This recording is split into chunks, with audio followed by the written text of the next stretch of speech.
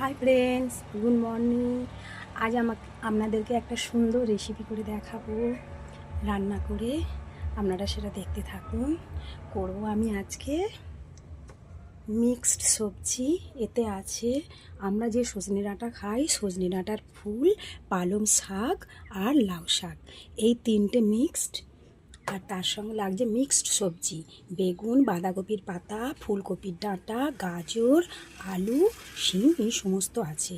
নিয়ে নেবো একটা টমেটো, দুটো কাঁচা লঙ্কা, একটা শুকনো লঙ্কা, আদা থেতো।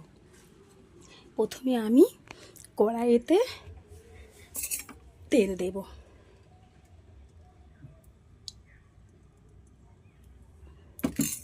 তেলটা হয়ে গেলে এই যে দেখুন, আমরা যে সজনে ডাঁটা খাই সেই সজনে ডাঁটার ফুল আছে এতে। প্রথমেই তেলেতে আমি ফুলগুলো দিয়ে দেবো।